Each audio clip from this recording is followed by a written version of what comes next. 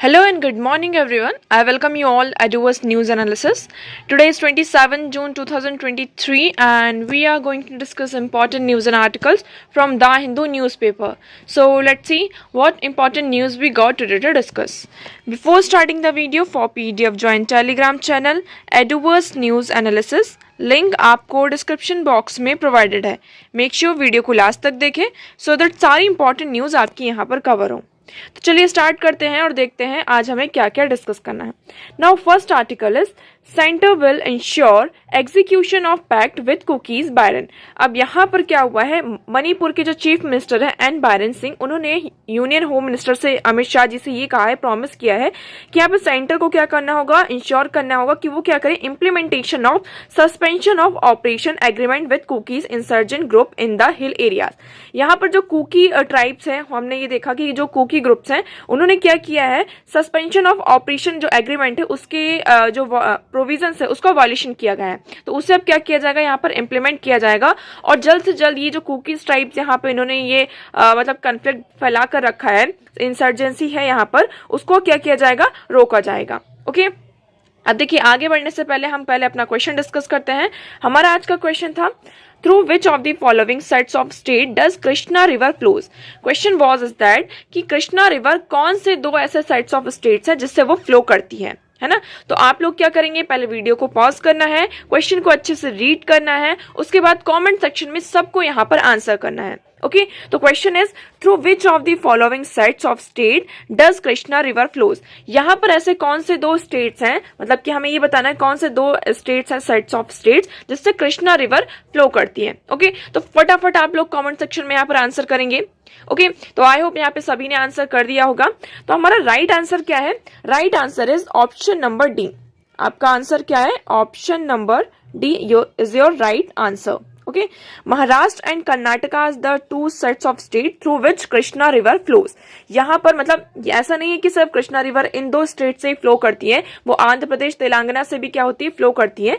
But actually यहाँ पर क्या था कि ऐसे कौन से दो सेट्स ऑफ स्टेट्स है जहां से कृष्णा रिवर फ्लो करती है. तो अब आप देखेंगे तो Krishna river flows through Maharashtra and Karnataka. Krishna river source is Mahabaleshwar near the Jor village in extreme north of Wai taluka Satara district Maharashtra in the west and empties in the Bay of Bengal at Hamlasladevi near Kokdu in Andhra Pradesh on the east coast. It flows through the state of Karnataka before entering Telangana state. तो ये कहाँ पे देखिए आप देखिए कि ये Maharashtra start होती है, ये कृष्णा रिवर, फिर ये आंध्र प्रदेश और उसके बाद ये बे ऑफ बंगाल में क्या होती है, आपकी लास्ट में एम्प्टी करती है खुद को. ओके तो आपका राइट आंसर क्या था, Maharashtra and Karnataka. Okay next move करते हैं. Now next question is, consider the following countries. आपको यहाँ पर कुछ कंट्रीज दी गई हैं और उसको यहाँ पर देखना है कि how many of the above mention countries share a land border with Ukraine. यहाँ पर आपको यूक्रेन का मैप देखना है. अब देखिए यूक्रेन आपका न्यूज में कंटिन्यूसली न्यूज में है, तो इससे रिलेटेड यहाँ पर मैप बेस्ड क्वेश्चन या फिर आपकी जो फैक्चुअल इंफॉर्मेशन है वो भी आपको यहाँ पर देखने को मिलेंगी. तो हमें ये बताना है कि यूक्रेन से कौन कौन सी जो कंट्रीज हैं वो लैंड बॉर्डर शेयर करती हैं. तो आपका क्या क्या है, ऑप्शन क्या है, Bulgaria, Hungary, Latvia, Republic, Lithuania and Romania. तो कमेंट सेक्शन में सभी लोग फटाफट इस क्वेश्चन का आंसर देंगे. आप यहाँ पर यूक्रेन का मैप देखिए और उसके बाद ये बताइए कि कौन कौन सी कंट्रीज यहाँ पर यूक्रेन के साथ बॉर्डर शेयर करती हैं. ओके अब इसका जो आंसर है मैं आप लोगों को कल दूंगी. ओके तो आप सभी लोग इसका फटाफट आंसर करेंगे. Next question is, consider the following trees. यहाँ पर कुछ ट्रीज के नेम दिए गए हैं और हमें ये बताना है कि इसमें से how many of the above are deciduous trees. यहाँ पर हमें ये बताना है कि कौन से जो ट्रीज हैं वो डेसिडियस ट्रीज हैं. पहला आपका आता है जैक फ्रूट, दूसरा महुआ, तीसरा यहाँ पर टीक. ओके तो सभी लोग फटाफट इसको देखेंगे क्वेश्चन को. हमें क्या बताना है कि जो डेसिडियस ट्रीज होती हैं उसमें से ये जो तीन आपके पास ऑप्शन है, तो कौन से जो ट्रीज हैं वो डेसिडियस ट्रीज के अंडर में आती हैं. तो आपके ऑप्शन क्या है, only one, only two, all three and none. तो आप लोगों को क्या करना है, क्वेश्चन को रीड करना है, उसके बाद आपको अगर नहीं पता है तो आप गूगल कर सकते हैं. ओके आपके पास इतना बड़ा सोर्स है, इंटरनेट है आपके पास, गूगल कर सकते हैं, या फिर आपके पास जो अदर रिसोर्सेस है आप उनकी हेल्प से इस क्वेश्चन का आंसर करेंगे. और सबको यहाँ पर पार्टिसिपेट करना है क्वेश्चंस में और सभी को यहाँ पर क्वेश्चन का आंसर देना है कॉमेंट सेक्शन में. ओके चलिए मूव करते हैं नेक्स्ट हमारे आर्टिकल की तरफ से। अब देखिए आज एडिटोरियल सेक्शन में ऐसे कुछ इंपॉर्टेंट आर्टिकल नहीं है हमारे लिए। पहला तो ये हिंदुत्व से रिलेटेड है, तो ऐसे आर्टिकल्स तो हमें पढ़ने ही नहीं है।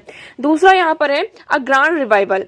यहाँ पर आप सभी को पता है कि हमारे जो प्राइम मिनिस्टर नरेंद्र मोदी जी हैं वो इजिप्ट की विजिट में गए हुए हैं, ठीक है। अब यहाँ पे कुछ रिसेंट ईयर के हमारे रिलेशंस के बारे में बात की गई कि इंडिया और जो इजिप्ट है वो क्या करना चाहते हैं, अपने एक स्ट्रेटेजिक पार्टनरशिप यहाँ पर उसको एस्टैब्लिश करने की बात की जा रही है। हमारे जो रिलेशंस हैं उनको फिर से री एस्टैब्लिश और हमारे जो क्लोज टाइज उसको री एस्टैब्लिश करने की बात की गई है। ओके तो आप देखेंगे the decision by India and Egypt to upgrade their ties to a strategic partnership during prime minister Narendra Modi's meeting with Egypt president Abdel Fattah el Sisi is a significant move for India's ties with West Asia and North Africa. तो यहाँ पर क्या है, एक तरीके से अगर हमारे रिलेशन इजिप्ट के साथ बहुत अच्छे होते हैं तो ये West Asia and North Africa के लिए बहुत ही ज्यादा क्या हो जाएगा, हमारे लिए इंपॉर्टेंट हो जाएगा। हमारे यहाँ पर देखिए टू कंट्रीज के बीच में फ्रेंडशिप ऑफ ट्रीटी भी है 1955 की। उसके बाद हम देखते हैं कि इंडिया का सपोर्ट रहा है हमेशा इजिप्ट के साथ, including during the shoes Kalan crisis. यहाँ पे जब सूज कैनल क्राइसिस होता है 1956 में, तो वहां पर इंडिया ने क्या किया था, इजिप्ट की बहुत सारी हेल्प करी थी।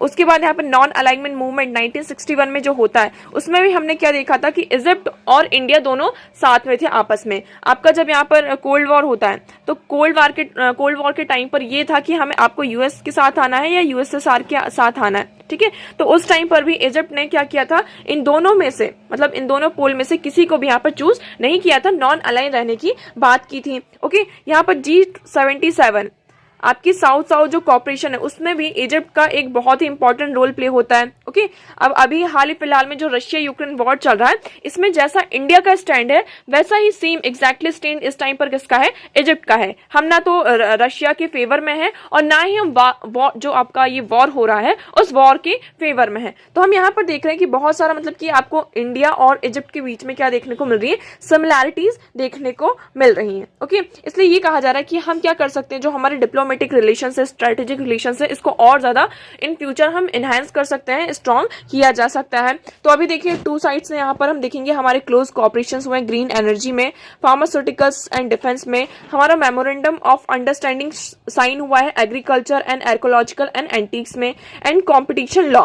Mister Modi visited the Al Hakim mosque and meeting with Egypt's grand mufti appear to be an attempt to dispel misgiving about his government policies toward the Muslim world. यहाँ पर हमारे प्राइम मिनिस्टर नरेंद्र मोदी जी हैं, उन्होंने अल Hakim mask जो है उसको भी visit किया है। ओके और ये कहा है कि जो मुस्लिम वर्ल्ड में जो पॉलिसीज हैं उसको कैसे गवर्न करना चाहिए उसके बारे में बातचीत की है। ओके तो इन फ्यूचर यहाँ पर ऐसा कहा जा रहा है कि इंडिया और इजिप्ट एक बहुत ही क्लोज रिलेशन यहाँ पे स्टैब्लिश कर सकते हैं, एक स्ट्रेटेजिक पार्टनरशिप होगी जो कि हमारे लिए, इंडिया के लिए भी और इजिप्ट के लिए भी, दोनों के लिए क्या होगा, एक बेनिफिशियल होगा। ओके नेक्स्ट मूव करते हैं। Now next article is laying the foundation for a future ready digital India. Okay अब इस आर्टिकल में इतना कुछ खास नहीं है, एक्चुअली इसमें बात की गई किसकी, हमारा न्यू डिजिटल इंडिया बिल आने वाला है। अभी प्रेजेंट में आपका क्या है, आईटी एक्ट है, 2000 का आपका आईटी एक्ट है, बट इसमें बहुत सारे लैक्यूनाज हैं जो हमारे जो आज का प्रेजेंट टाइम है उसकी जो इश्यूज है उसको यहाँ पर क्या करता है, उसके लिए यहाँ पर कोई भी अच्छे मतलब कि जो एक इमेंस सॉल्यूशन होना चाहिए वो नहीं है। इसलिए अब हमारी जो आईटी मिनिस्ट्री है उन्होंने क्या प्रपोज किया है, डिजिटल इंडिया बिल प्रपोज किया है। इसे अभी लास्ट जून के मतलब कि आप देखेंगे लास्ट वीक में इसे प्लेस किया जाएगा और इसमें कुछ सजेशंस मांगे हैं कि हमारे कैसे कैसे सजेशन होने चाहिए। ओके अब हम डिजिटल इंडिया की बात करते हैं। हमें यहाँ पर डिजिटल जो इंटरनेट का पेनिट्रेशन है, डिजिटल का जो डिजिटलाइजेशन का पेनिट्रेशन ऑलरेडी हो चुका है, आप सभी को पता है, हम बहुत ज़्यादा इस टाइम पर डिजिटलाइज हो चुके हैं। तो यहाँ पर यूजर्स का जो डेटा है उनकी सेफ्टी को इंश्योर करना ये आज के टाइम पे सबसे बड़ा हमारा क्या है, कंसर्न है कि जो डेटा है, यूजर्स का डेटा है, वो हमारी सेफ्टी है, उसको सेफ्टी प्रोवाइड करना ये सबसे बड़ा कंसर्न है। और जो ये आपका IT rule at present time पर है वो इस तरीके की जो सेफ्टी है, प्लेटफॉर्म्स आपके जो वेरियस प्लेटफॉर्म्स हैं उसको यहाँ पे सेफ्टी प्रोवाइड नहीं करता है। तो आप पहले आप देखेंगे The current IT Act defines intermediary to the include any entity between a user and the internet। अब यहाँ पर हमारा जो IT Act है वो इंटरमीडिएट को डिफाइन करता है। इंटरमीडिएटरी क्या होते हैं, एक यूज़र होता है और दूसरा आपका होता है इंटरनेट। इंटरनेट के थ्रू जैसे कि आप यहाँ पर इंस्टाग्राम का यूज़ करते हैं, हम यहाँ यूट्यूब का यूज़ कर रहे हैं, आप ट्विटर का यूज़ कर रहे हैं, फेसबुक का यूज़ कर रहे हैं। तो ये जो सारे प्लेटफॉर्म्स हो गए जिनके थ्रू हम क्या करते हैं, इंटरनेट का यूज़ कर रहे हैं, और यहाँ पर आपके क्या आ जाते हैं, यूज़र्स हो जाते हैं, जिसके थ्रू इन प्लेटफॉर्म्स के थ्रू हमें क्या मिल रही है, इन्फॉर्मेशन मिल रही है, हमें जो कंटेंट है वो हमें प्रोवाइड किया जा रहा है। ठीक है, तो इसे हम क्या कहते हैं, इंटरमीडिएटरीज कहते हैं। इन्हें भी आईटी रूट जो रूल है आपका इस टाइम पे, जो आपका 2000 का आईटी रूल है, उसमें सब कैटेगराइज किया गया है।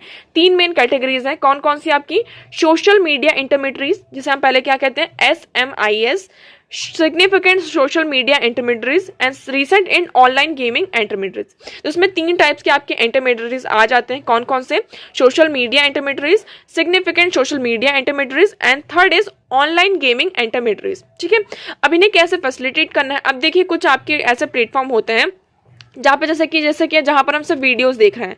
कुछ ऐसे प्लेटफॉर्म्स होते हैं जहाँ पर हम वीडियो के साथ साथ वहाँ पर हम मैसेजिंग का भी आपका प्रोविज़न है कि आप मैसेज करके किसी भी पर्सन से क्या कर सकते हैं, बात कर सकते हैं। ठीक है, तो इन्हें हमें क्या करने की ज़रूरत है, रेगुलेट करने की ज़रूरत है। अभी जो हमारा प्रेजेंट का आपका जो ये रूल है, इसमें ये सारी चीज़ों के बारे में नहीं है। तो हमें किस तरीके से, मतलब जो अभी ये जो आपका बिल है, डिजिटल इंडिया बिल, वो आया नहीं है, वो अभी बिल है। अभी जो आपका मानसून सेशन होगा पार्लियामेंट का, उस पर इस बिल को प्रपोज किया जाएगा। अब देखिए, ये बिल आएगा, फिर से इसमें कुछ ना कुछ लैक्यूनास निकलेंगे ही, आप सभी को पता है, कुछ ना कुछ प्रॉब्लम्स इसमें आएंगी। उसके बाद फर्दर इसमें डिबेट और डिस्कशन भी होगा। अब आगे देखते हैं, जैसे कि इसमें कुछ एग्जांपल्स दिए गए हैं कि हमें यहाँ पर एक स्ट्रॉन्ग लॉ लेकर आना होगा। जैसे कि यूरोपियन यूनियन की हम बात करते हैं, तो वहाँ पर क्या है, बहुत ही स्ट्रॉन्ग आपको देखने को मिलेगा। The European Union's digital service act is probably one of the most developed framework for us to consider. यहाँ पे जो यूरोपियन यूनियन का डिजिटल सर्विस एक्ट है, वो आप कह सकते हैं बहुत ही इंपॉर्टेंट एक तरीके से फ्रेमवर्क है, जिसको हम कंसिडर कर सकते हैं। उसमें यहाँ पे क्या क्रिएट किया गया है कि some exemptions and creates 3 tier of intermediaries. वहाँ पर 3 टायर्स ऑफ इंटरमीडिएटरीज को क्या किया गया, क्रिएट किया गया, जैसे कि hosting service, online platform and very large online platform with increasing legal obligations. तो यहाँ पर जैसे कि आपकी एक होस्टिंग सर्विस होती है, दूसरा एक प्लेटफॉर्म हो गया, ऑनलाइन प्लेटफॉर्म हो गया, और तीसरा आपका क्या होगा, वेरी लार्ज ऑनलाइन प्लेटफॉर्म, जहां पर जो ऑब्लिगेशंस है वो धीरे धीरे क्या होते हैं, बढ़ते जाते हैं। ठीक है, जितना बड़ा प्लेटफॉर्म होगा तो उनके ऊपर उतने ज़्यादा क्या होंगे, ऑब्लिगेशंस होंगे। ओके, यहाँ पर फिर ऑस्ट्रेलिया की बात की जा रही है कि ऑस्ट्रेलिया में क्या है, 8 फोल्ड क्लासिफिकेशन सिस्टम है। जो गवर्निंग कोड्स यहाँ पे ड्राफ्ट किए गए हैं कि किस प्लेटफॉर्म को यहाँ पे कैसे गवर्न करना है। जैसे कि सर्च इंजन है, तो उनके लिए यहाँ पे कैसे प्लेटफॉर्म्स हैं, क्या रेगुलेशंस हैं, उनके लिए क्या रूल्स हैं। सोशल मीडिया प्लेटफॉर्म्स हैं, उन्हें कैसे गवर्न किया जाना है, तो उनके लिए कोड डिफाइन है। मतलब जितने भी प्लेटफॉर्म्स हैं उन्हें एक तरीके से अलग अलग कैटेगरीज में रखा गया है, और उसके अकॉर्डिंग उनके लिए वहाँ पर क्या है कि आपके जो कोड है उनको गवर्न किया जा रहा है। क्योंकि कई बार क्या होता है कि जो ये इंटरमीडिएट्स होते हैं, वहाँ पर बहुत सारे की ऐसे जो रिस्क हैं, जैसे कि आप देख सकते हैं कि चाइल्ड सेक्सुअल अब्यूज मटेरियल्स हैं, हार्मफुल कंटेंट्स हैं, आपका जो टेररिज्म से रिलेटेड चीज़ें हैं, उसमें इतना ज़्यादा पोटेंशियल होता है आपके इंटरमीडिएट्स में कि वो क्या करते हैं, इन सारी चीज़ों को एक्सपोज करते हैं। तो इससे हमारे बच्चे भी आपके इसके हार्मफुल इसके इम्पैक्ट उनको देखने को मिलता है। तो हमें इंडिया को किस पर फोकस करने की ज़रूरत है, एक प्रोडक्ट स्पेसिफिक क्लासिफिकेशन की ज़रूरत है। हमारा जो ऑनलाइन है उसको सेफ्टी और वहाँ पर अकाउंटेबिलिटी को हमें क्या करना होगा, इंप्रूव करना होगा, तभी हम एक सेफ फ्यूचर की तरफ क्या कर सकते हैं, आगे बढ़ सकते हैं। ठीक है, तो आई होप आपको यहाँ पे क्लियर होगा। इसमें ये भी कहा जा रहा है कि हमें जैसे कि प्लेटफॉर्म्स है उन्हें कैटेगराइज करने की जरूरत है। जैसे कि कुछ प्लेटफॉर्म्स होते हैं वो सिर्फ कंटेंट शो करते हैं, जैसे कि आप वीडियोस देख रहे हैं, ठीक है, या फिर कुछ आप ऑडियो सुन रहे हैं। कुछ प्लेटफॉर्म्स ऐसे होते हैं जहाँ पे कंटेंट शो होने के साथ साथ आप मैसेजेस का भी प्रोविजन होता है कि आप किसी भी पर्सन को मैसेज कर सकते हैं। कुछ प्लेटफॉर्म्स ऐसे होते हैं सिर्फ वहाँ पर आप मैसेज ही कर सकते हैं, ओनली आप क्या कर सकते हैं, मैसेजिंग कर सकते हैं। तो इन्हें हमें कैटेगराइज करने की जरूरत है, और उसके अकॉर्डिंग यहाँ पर हमें क्या लेना होगा, उन्हें उनके लिए कोडिफाई मतलब कि उनको गवर्न करना होगा। ओके, तो आई होप आपको ये क्लियर होगा। नेक्स्ट मूव करते हैं। Now next article is a zone with extremes in temperature. अब आपको ये बताया जा रहा है कि आपका जो ग्लोबल वार्मिंग हो रहा है, आपका अर्थ का टेम्परेचर लगातार यहाँ पर इंक्रीज हो रहा है। इसके कारण अभी हमें क्या देखने को मिल रहा है कि जो जून है, जून विद एक्सट्रीम टेम्परेचर, हमें कुछ कंट्री मतलब कि इंडिया की बात की जा रही है, इवन वर्ल्ड में भी आप देखेंगे कि बहुत सारे जो स्टेट्स हैं, नेशंस हैं, वो यहाँ पर आपका जो क्लाइमेट है उसके अलग अलग जो इम्पैक्ट्स है वो देखने को मिल रहा है। इंडिया में ही आप देखेंगे कि आपको चेन्नई और चंडीगढ़ में witnesses the lowest ever maximum.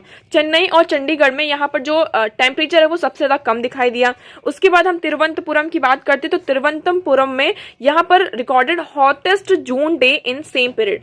Same time पर आप देख रहे हैं, सेम टाइम पर एक प्लेस पर बहुत ज़्यादा ठंड है, मतलब कि वहाँ का टेम्परेचर बहुत हाई है, और दूसरे प्लेस पर हम क्या देख रहे हैं कि वहाँ का जो टेम्परेचर है उसका बहुत ज़्यादा लो है। ठीक है, तो एक तरीके से क्या हो रहा है, ये सारे जो एडवर्स इम्पैक्ट है धीरे धीरे अब हमें क्या देखने को मिल रहे हैं कि क्लाइमेट चेंज के जो एडवर्स इम्पैक्ट है हमें स्लोली यहाँ पर नजर आते हुए दिखाई दे रहे हैं। ठीक है, चेन्नई में आप देखेंगे कि यहाँ पर 42.7 डिग्री आपका टेम्परेचर था, बेंगलुरु में यहाँ पर इतना कम था, फिर देहरादून की बात आ गई। तो यहाँ पर देखिए सिटीज दी गई हैं अपन एक ही कंट्रीज के, बट यहाँ पर हमें क्या एक ही स्टेट में है, आप ऐसा समझ लीजिए, बट कुछ प्लेसेस पर हमें बहुत ज़्यादा गर्मी महसूस हो रही है, टेम्परेचर कम है, दूसरे प्लेसेस पर क्या है टेम्परेचर बहुत ज़्यादा हाई है। तो ये सब क्यों हो रहा है आप सभी को पता है, सबसे मेन रीज़न है आपका ग्लोबल वार्मिंग। क्या है? Global warming. अब इसके जो इम्पैक्ट है हमें इरिवर्सिबल इम्पैक्ट भी देखने को मिल सकते हैं। तो अभी हमें क्या जरूरत है कि हमें जल्द से जल्द यहाँ पे कुछ स्टेप्स लेने होंगे जिससे हम क्या कर सकें, ग्लोबल वार्मिंग जो इंक्रीज हो रही है, ग्रीन हाउस गैसेस का एमिशन हो रहा है, उसे हम रोक सकें। ओके, नाउ नेक्स्ट मूव करते हैं। Next article is understanding the Wagner's mutiny.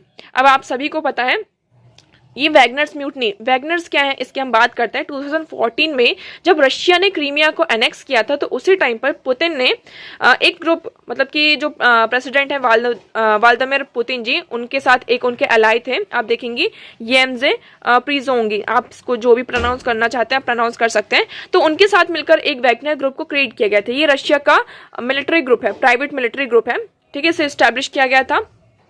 अब इसमें जब क्रीमिया को एनेक्स किया गया था, ये आपका यहाँ पर आप देखेंगे ये मैप है, ये यूक्रेन हो गया।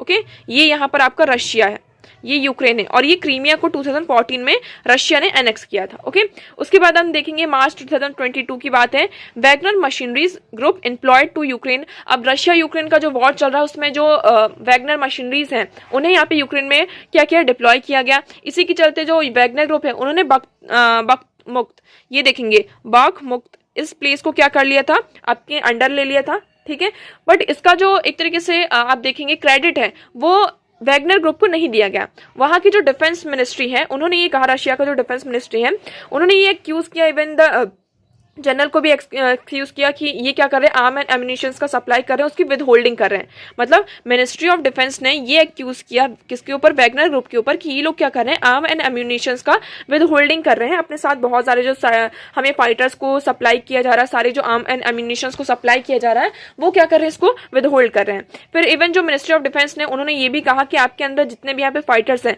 उन्हें क्या किया जाए, जो आपका मिनिस्ट्री ऑफ डिफेंस है रशिया की उसके अंडर लेकर आया जाए। बट वैगनर ग्रुप ने यहाँ पे साफ ही मना कर दिया। ओके, इसी के चलते अभी देखेंगे आप जून 23 को आप सभी ने देखा था कि यहाँ पर क्या किया गया, मिसाइल अटैक किया गया। ओके, और यहाँ पे जो रोस्टोव ऑन डॉन है, यहाँ की जो डिफेंस मिनिस्ट्री है वहां पर उन्होंने क्या कर दिया, पूरी तरीके से कमांड ले ली, और यहाँ पर अभी नेगोशिएशंस वगैरह हो रहे हैं। तो देखिए June 24 Wagner forces take regional military headquarters in Rostov on Don, Wagner advance as for क्रेसन 330 किलोमीटर साउथ टू मॉस्को। अब उन्होंने कहा कि हम क्या करेंगे, मार्च करेंगे मॉस्को में।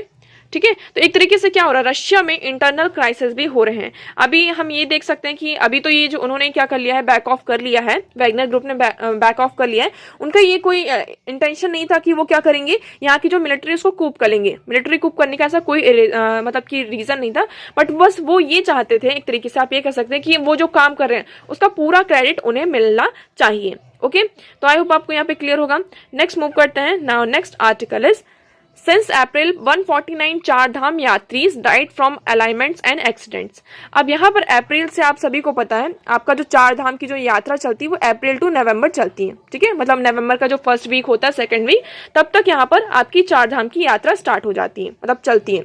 अब अप्रैल से आपका क्या आ चुका है, जून आ चुका है, और अब तक के बीच में टोटल यहाँ पर हम देख रहे हैं 149 जो चार धामी यात्रीज हैं उनकी यहाँ पर डेथ हो चुकी है। तो हम पहले चार धाम की बात करते हैं। तो आपके चार धाम क्या क्या आ जाते हैं, यमुनोत्री, गंगोत्री, केदारनाथ एंड बद्रीनाथ। तो ये आपकी क्या है, उत्तराखंड के। आप पहले इसमें यहाँ पे ये जो उत्तराखंड वाला पार्ट है उसमें यहाँ पर देखेंगे, वो वाला चार धाम नहीं कि जो आप नॉर्थ साउथ ईस्ट वेस्ट में जो आप चार धाम करते हैं, अभी हम उसकी बात नहीं कर रहे। उत्तराखंड में जो आपकी चार धाम की यात्रा होती है, यमुनोत्री, गंगोत्री, केदारनाथ एंड बद्रीनाथ। ठीक है। तो हम इस चार धाम यात्रा की बात की जा रही है। इसमें कुछ रीजंस ये दिए जा रहे हैं कि आपके जो एल्डरली सीनियर सिटीजन्स हैं, है ना, एल्डरली पीपल हैं, सीनियर सिटीजन्स हैं, तो वो क्या है, उनका जो इतना हार्श क्लाइमेट है उत्तराखंड का, उसको वो यहाँ पर क्या कर पाए, झेल नहीं पाए। इसके कारण उनकी कुछ लोगों की डेथ हो रही है, कुछ लोगों की यहाँ पे हार्ट अटैक के कारण डेथ हो रही है। तो ये रीजंस दिए जा रहे हैं, बट हमें यहाँ पर ये भी इंश्योर करना होगा। आप देखेंगे इसमें, आप पूरा डेटा देखेंगे, ओके। तो देखिए, as many as 149 pilgrims died in the first 65 days of annual Char Dham Yatra season in Uttarakhand shows state disaster management data. यहाँ पर स्टेट डिजास्टर मैनेजमेंट डेटा के अकॉर्डिंग अब तक क्या हो चुका है, 65 डेज हो चुके हैं और उसमें से 149 जो पीपल है उनकी डेथ हो चुकी है।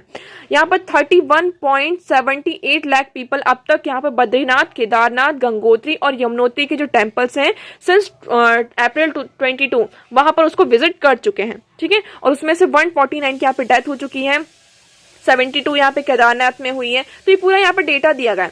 अब इसमें हमारे लिए क्या इंपॉर्टेंट रोल हो जाता है, हम यहाँ पे क्या करना चाहते हैं, जो टूरिज्म है आपका, यहाँ पर क्वेश्चन किसका आ जाता है, टॉपिक क्या आता है इसमें, टूरिज्म। टूरिज्म को कहा जा रहा है कि हमें क्या करना है, प्रमोट करना है। इंडिया में जो टूरिज्म है, एक तरीके से हम उत्तराखंड की बात करते हैं, गोवा की बात करते हैं, तो ये जो स्टेट्स हैं इनके लिए जो टूरिज्म है वो बेसिक आपका कह सकते हैं रेवेन्यू जनरेशन का एक सोर्स है। यहाँ पर हम देखेंगे 7500 यहाँ पे करोड़ रुपीस क्या होता है, जो ये चार धाम की जो आपकी यात्रा होती है तो उसमें 75,000 करोड़ रुपीस यहाँ पर क्या होता है, यहाँ पर आपका जनरेशन होता है, रेवेन्यू जनरेट होता है, ओके। हमने 2013 में देखा था आपका क्या होता, फ्लड आया था केदारनाथ में, जिसके कारण बहुत सारे जो टेम्पल्स थे वो डिस्ट्रॉय हुए थे। उसका जो स्टेट ने री इन्वेस्ट किया तो उसमें 1000 करोड़ रुपए उसमें री इन्वेस्ट करके उसका पूरा फिर से उसको बनाया था, सारी चीजें की थी। तो यहाँ पर टूरिज्म हमारे लिए क्या हो जाता है, सबसे ज्यादा इंपॉर्टेंट हो जाता है। टूरिज्म कैसे, ये रेवेन्यू का बहुत बड़ा सोर्स है, हमारी इकोनॉमी के लिए क्या हो जाता है, सबसे बड़ा इंपॉर्टेंट रोल प्ले करता है। आप जैसे बात करते हैं किसकी, मालदीव्स की, दुबई की हम बात करते हैं, तो ये जो सारे नेशन है वो किस पर डिपेंड है, टूरिज्म पर ही डिपेंड है, ठीक है। अब देखिए, एक तरीके से आपके दो तरीके के टूरिज्म होता है, एक आपका इंटरनल टूरिज्म होता है और दूसरा आपका जो बाहर जो फॉरेन से लोग आते हैं आपके कंट्री को विजिट करने, तो वो टूरिज्म होता है। तो फॉरेन जब टूरिज्म यहाँ पर और ज़्यादा प्रमोट होता है तो इससे क्या होता है, आपकी कंट्री में फॉरेक्स रिजर्व्स आते हैं। फॉरेक्स रिजर्व्स आते हैं तो इसका मतलब क्या, आपकी डायरेक्टली वो जीडीपी में क्या होता है, इंक्लूड होता है, आपकी इकोनॉमी में वो क्या करता है, कॉन्ट्रीब्यूट करता है, ठीक है। अब टूरिज्म से रिलेटेड यहाँ पर जैसे कि ये रीजन दिए गए जो इन यात्रियों की यहाँ पे डेथ हुई है, तो कुछ लोगों की हार्ट अटैक से डेथ हुई है। अब जैसे कि कोई टूरिस्ट प्लेस है तो वहां पर क्या होता है, पहले हमें डेवलपमेंट की बात की जा रही है, हम हाईवे कंस्ट्रक्शंस की बात करते हैं। अगर यहाँ पर हार्ट अटैक से भी डेथ हो रही है, अगर यहाँ पर ये कहा जा रहा है कि हार्ट अटैक से जो डेथ हो रही है, तो क्या यहाँ पर जो बेसिक मेडिकल फैसिलिटीज हैं वो यहाँ पर नहीं होनी चाहिए, है ना। तो आप हमें यहाँ पर क्या इंश्योर करना होगा, एक सस्टेनेबल टूरिज्म की, क्योंकि आप सभी को पता है हम इतना ज़्यादा टूरिज्म का प्रमोट कर रहे हैं। आपका जो G20 समिट्स है उसमें भी हम क्या कर रहे हैं, टूरिज्म को प्रमोट किया जा रहा है कि आओ भारत देखो भारत, ठीक है, एक भारत श्रेष्ठ भारत, इस तरीके की चीज़ें हम जो आपके इनिशिएटिव्स हैं उसको लेकर आया जा रहा है। यहाँ पे बहुत सारे इनिशिएटिव जो प्रोग्राम्स उसको लेकर आया जा रहा है, जिससे हम क्या करें, हमारा जो टूरिज्म उसको प्रमोट करें। बट हमें यहाँ पे क्या इंश्योर करना होगा, एक सस्टेनेबल टूरिज्म की, किसकी। अब देखिए, यहाँ पर अगर यात्री ज़्यादा जाएंगे उत्तराखंड में तो वहाँ की जो लोकेशन है, ठीक है, वहाँ की जो इकोलॉजी है, इन्वायरमेंट, उस पर भी क्या पड़ता है, इम्पैक्ट पड़ता है। ज़्यादा लोग जाएंगे, ठीक है, तो उससे क्या होगा, आपका जो पॉल्यूशन है, व्हीकल्स का ज़्यादा आना जाना होगा तो आपका पॉल्यूशन भी बढ़ेगा। पॉल्यूशन बढ़ेगा तो डायरेक्टली किस पे इम्पैक्ट करेगा, आपकी इकोलॉजी पर वो इम्पैक्ट करेगा, ओके। तो आई होप आपको यहाँ पे टूरिज्म से रिलेटेड सारी चीज़ें क्लियर होंगी। तो उत्तराखंड के 4 टूरिज्म कौन कौन से आपने देखा, यमुनोत्री, गंगोत्री, केदारनाथ और बद्रीनाथ। इसे ये भी कहा जा रहा है कि हम एक हाईवे ऐसा बनाएंगे जो इन चारों जो आपकी 4 धाम यात्रा है उसको एक तरीके से क्या करेगा, पूरा लिंक कर देगा, ओके। नाउ नेक्स्ट मूव करते हैं, आपका नेक्स्ट आर्टिकल है NHRC sends notice to Maharashtra over torture of 11 workers. यहाँ पर महाराष्ट्र में क्या हुआ, आप देखेंगे कि एक ओस्मानाबाद डिस्ट्रिक्ट है, वहाँ पे कॉन्ट्रैक्टर ने जो 11 लेबर्स थे, 11 लेबर्स थे, उनको चेन से वो उनको मतलब कि एक तरीके से बांध कर रखा जाता था, उनको एक टाइम का सिर्फ खाना दिया जाता था और उनसे जो पूरा काम करवाया जाता था, ठीक है, और उनको 12 घंटे काम करवाया जाता था विदाउट वेजेस, उन्हें कोई वेजेस भी नहीं दिया जाता था और सिर्फ एक टाइम का उसको क्या किया जाता था, खाना प्रोवाइड किया जाता था। तो अब कैसे भी करके जो वर्कर्स थे वहां से छूटकर भागे और उन्होंने क्या किया, जो पुलिस स्टेशन है वहां पर उस टॉर्चर की रिपोर्ट लिखवाई। अब एक्चुअली इसमें ये कहा जा रहा है एनएचआरसी ने क्या ऑब्जर्व किया, the NHRC has observe that the provision of the bonded labour system abolition act 1976 had been grossly violated by the contractor. यहाँ पर कॉन्ट्रैक्टर ने bonded labour system abolition act 1976 है जो हमारा, उसको क्या किया है, ग्रॉसली बहुत ही बुरी तरीके से वॉलेट किया है। अब हम पहले देखते हैं एनएचआरसी क्या है। तो एनएचआरसी है आपका नेशनल ह्यूमन राइट कमीशन। इसे 12 अक्टूबर 1993 में क्या किया गया है, ह्यूमन राइट्स को प्रोटेक्ट करने के लिए इसे एस्टैब्लिश किया गया था, एक स्टैट्यूटरी बॉडी है आपकी। Okay, NHRC has celebrated its silver jubilee 25 years on 12 October 2018। इसका हेडक्वार्टर आपको कहाँ देखने को मिलेगा, न्यू दिल्ली में देखेगा। अब एनएचआरसी की फॉर्मेशन की बात करते हैं तो ये universal declaration of human right जो आपका है, आपका यूनाइटेड नेशन जनरल असेंबली ने 10 दिसंबर 1948 में क्या किया था, इसको अडॉप्ट किया था। तो उसी को इफेक्ट में लाने के लिए वेरियस जो कंट्रीज हैं उन्होंने अपने ही कंट्रीज में, नेशन में कुछ कमीशन एस्टैब्लिश किया। इस तरीके से हमारा जो इंडिया में नेशनल ह्यूमन राइट कमीशन को क्या किया गया, आपका स्टैब्लिश किया गया। हम 10 दिसंबर को नेशनल ह्यूमन राइट्स के डे में रूम में इसको हम क्या करते हैं, सेलिब्रेट करते हैं। अब हम बॉन्डेड लेबर की बात करते हैं तो bonded labour system abolition act 1976। Bonded labour होते क्या है, पहले हम इसके बारे में देखते हैं। तो it is a practice in which employers give high interest loan to workers who work at low wages to pay off the debt. यहाँ पर क्या होता है कि जो आपका एक तरीके से एक पर्सन है, पर्सन ए है और यहाँ पे दूसरा पर्सन बी है। पर्सन ए ने पर्सन बी को क्या किया, बहुत ही आपका हाई इंटरेस्ट में लोन प्रोवाइड किया। ठीक है, अब पर्सन बी की इतनी ज़्यादा इनकम नहीं है कि वो क्या कर सके, उस लोन को पहले जो प्रिंसिपल है वो भी दे सके और उसके साथ साथ जो इतना हाई रेट का जो इंटरेस्ट है वो इंटरेस्ट को भी क्या कर सके, पे कर सकते हैं। तो इस बेसिस पे क्या होता है कि वो जो वर्कर होता है, ये जो बी पर्सन है वो क्या करता है, ए पर्सन के पास यहाँ पर बिना वेजेस के ही काम करता है। तो इसको हम कहते हैं बॉन्डेड लेबर। ओके, इसके लिए यहाँ पे इंडिया में बात करते हैं तो एक्ट यहाँ पर आता है आपका, the act extended to the whole of India but implemented by the respective states government. ये जो एक्ट है पूरे इंडिया में इम्प्लीमेंट होता है बट कुछ ही गवर्नमेंट्स होती हैं जो इनको रिस्पेक्टिव जो स्टेट गवर्नमेंट्स है वो इम्प्लीमेंट करती हैं। It provides for a institutional mechanism at the district level in the form of vigilance committee. ये जो इंस्टीट्यूशन है आपका, जो एक्ट है, एक विजिलेंस कमिटी की तरह होता है जो डिस्ट्रिक्ट लेवल में आपको इम्प्लीमेंट किया जाता है, इंस्टीट्यूशन प्रोवाइड करता है, जिसमें ये देखा जाता है कि इसमें जो एक्ट है ये इसको कौन इंश्योर करता है, डिस्ट्रिक्ट मजिस्ट्रेट। आपके जो कलेक्टर होते हैं वो पूरा चीज़ें देखते हैं कि आपका जो एक्ट है वो प्रॉपरली यहाँ पे इम्प्लीमेंट हो रहा है या नहीं हो रहा है। ओके, अब रीजंस क्या है इसके बॉन्डेड लेबर के, lack of awareness among workers and employers. ठीक है, तो इसमें जो वर्कर्स हैं उनके पास इतनी ज़्यादा अवेयरनेस नहीं होती है कि लोन जो वो ले रहे हैं तो कितने इंटरेस्ट में लेना चाहिए, कितने में नहीं लेना चाहिए।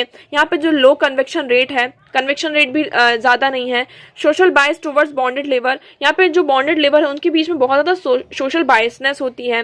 ठीक है, जिसके कारण हमें क्या देखने को मिलता है कि जो बॉन्डेड लेबर है वो हमें सबसे ज़्यादा दिखाई देते हैं। बट अब हम क्या दिखाई दे रहा है कि आपके पास क्या है, यहाँ पर bonded labour system abolition act 1976 है, जिसमें यहाँ पर जो बॉन्डेड लेबर है तो आप देखेंगे financial assistant to extend to 3 lakh is provided to release bonded labours along with other non case assistant for their livelihood. तो इसके अंडर क्या होता है कि आपको जो बॉन्डेड लेबर, अगर कोई केस आ जाता है तो उस केस में आपको जो लेबर्स है उनको 3 लाख रुपए तक आपको असिस्टेंट प्रोवाइड करनी होगी और जितने भी यहाँ पे जो लोकल लेस उनकी जो लाइवलीहुड के लिए यहाँ पे जो असिस्टेंट है वो भी आपको क्या करना होगा, प्रोवाइड करना होगा। तो ये है आपका बॉन्डेड लेबर। ओके, तो आई होप आपको यहाँ पे क्लियर होगा। तो चलिए मूव करते हैं हमारे क्वेश्चन की तरफ।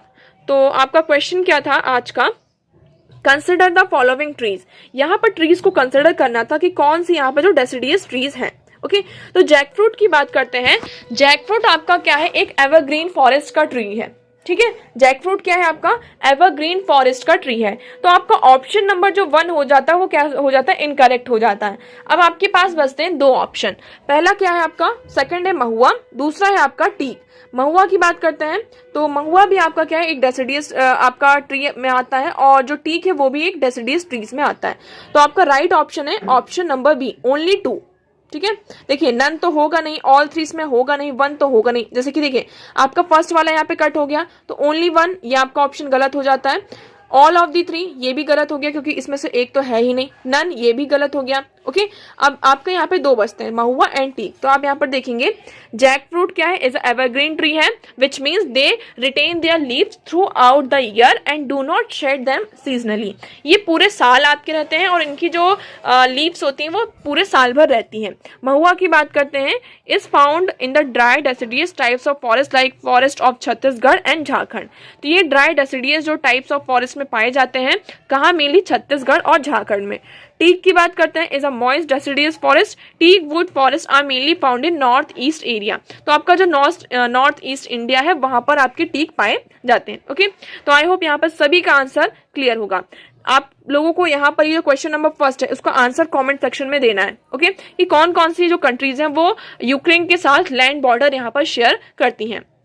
सो आज के लिए इतना ही। आई होप आपको यहाँ पे सारी चीजें क्लियर होंगी और सब लोगों को यहाँ पे क्या करना है, जो कमेंट सेक्शन में है आपको ज़्यादा से ज़्यादा पार्टिसिपेट करना है और इसका आंसर यहाँ पर करना है। ठीक है, वीडियो कैसा लगा कमेंट सेक्शन में ज़रूर बताइएगा। वीडियो को लाइक करना है, चैनल को सब्सक्राइब करना है और दोस्तों के साथ इसे शेयर भी करना है। पीडीएफ आपको कहाँ मिलेगी, एडुवर्स न्यूज़ एनालिसिस, एडुवर्स न्यूज़ एनालिसिस में आपको यहाँ पर पीडीएफ मिल जाएगी। ठीक है, आप सभी को उसको ज्वाइन करना है।